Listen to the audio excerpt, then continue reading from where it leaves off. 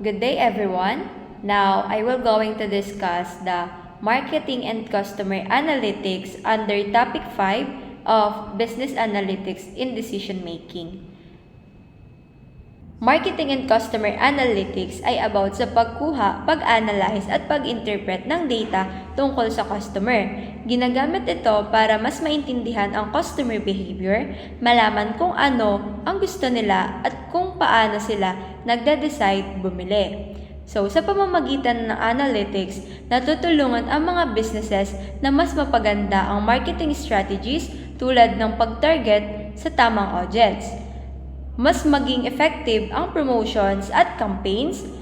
So, sa madaling salita, ang marketing and customer analytics ay paraan para gawing data-driven ang mga marketing decisions para mas effective at mas competitive ang business. Next is types of analytics.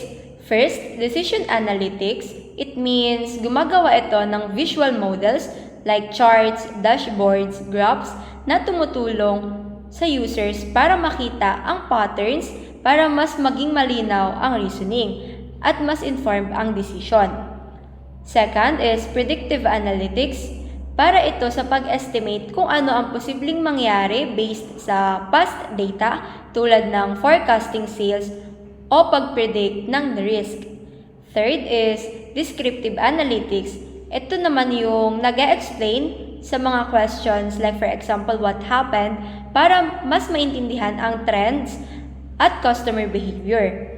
Last is prescriptive analytics. So, gumagamit ito ng optimization at simulation para malaman kung alin ang pinaka-efficient na action, parang guide na nagsasabi kung what should we do next. Next is role in decision making. First, identifies target markets. So, marketing and customer analytics ay tumutulong sa businesses na i-analyze ang customers' data tulad ng age, location, preference, at buying behavior para malaman kung alin ang specific na group na dapat i-focus.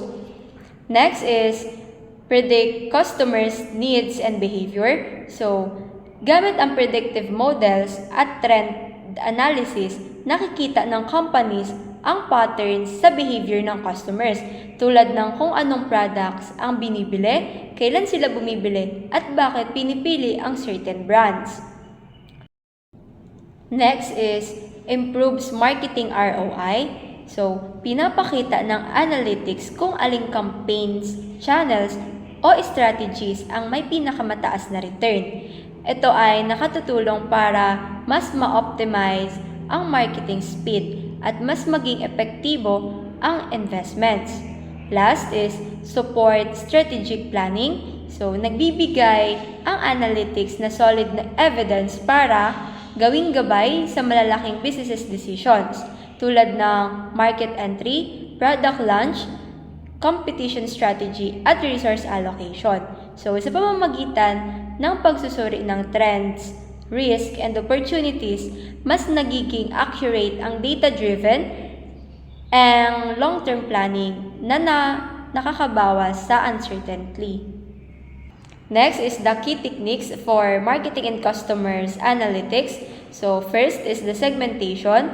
It is the process of dividing customers into smaller, meaningful groups based on shared characteristics. Next is customer lifetime value or the CLV. It is the total amount of profit sa customer is expected to generate for a business over their entire relationship. So, next is the market basket analysis. So, it is identifies products that customers frequently buy together. Last is predictive modeling. Use historical data and statistical techniques to forecast future investments or behavior. Next is data sources.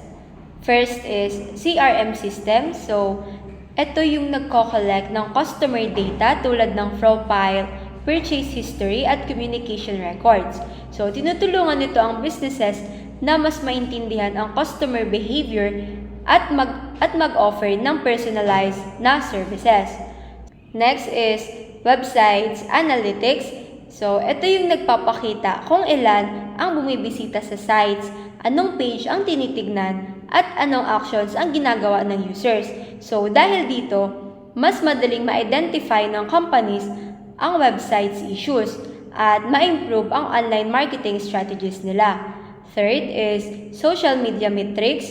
So, kasama sa social media metrics ang likes, shares, comments, views, at engagement rate.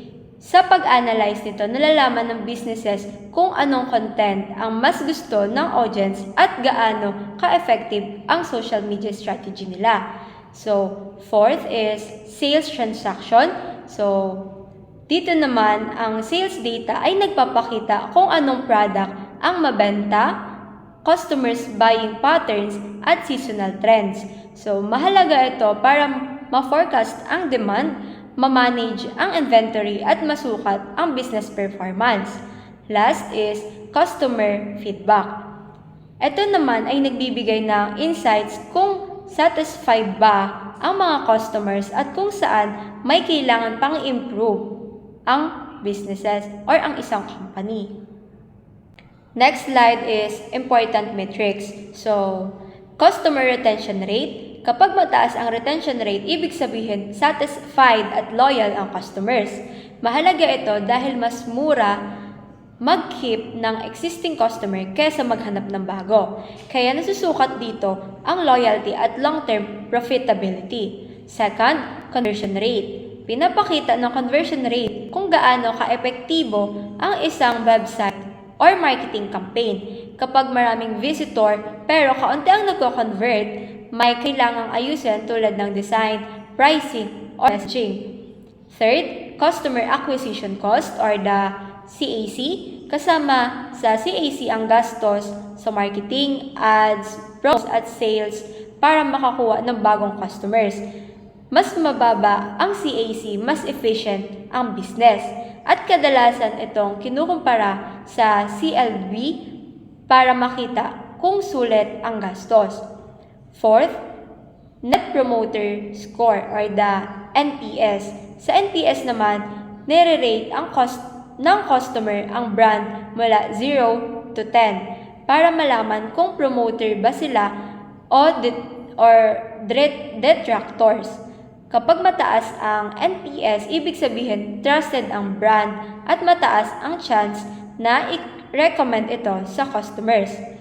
Last is return on marketing investment or the ROMI. Tinutulungan nito para malaman kung sulit ang ginastos sa marketing campaigns. Kapag mataas ang ROMI, mas malaki ang kinikita ng company kaysa sa gastos. At kapag mababa naman ay kailangan i-adjust ang strategy. Next is tools commonly used. So, first is Google Analytics. So, tinutulungan ng Google Analytics makita kung paano nahanap ng visitors ang website.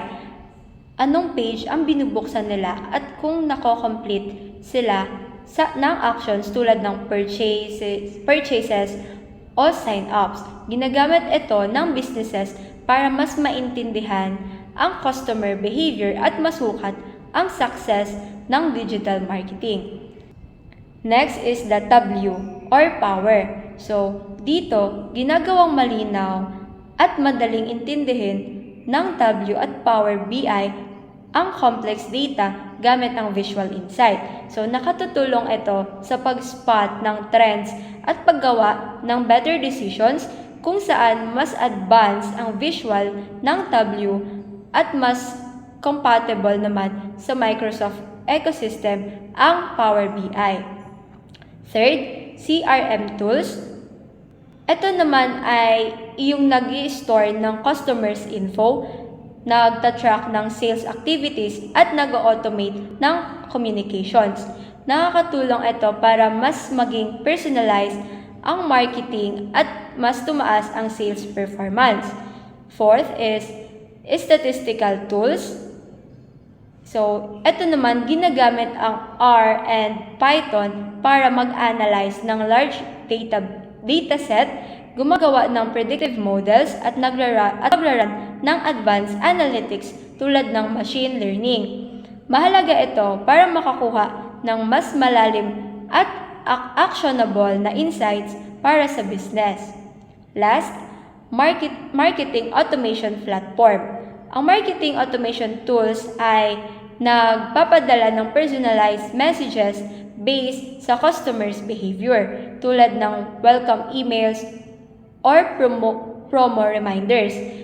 Nakakatulong ito para mas makatipid ng oras at mas ma-improve ang targeting at engagement ng customers. Next slide is the conclusion.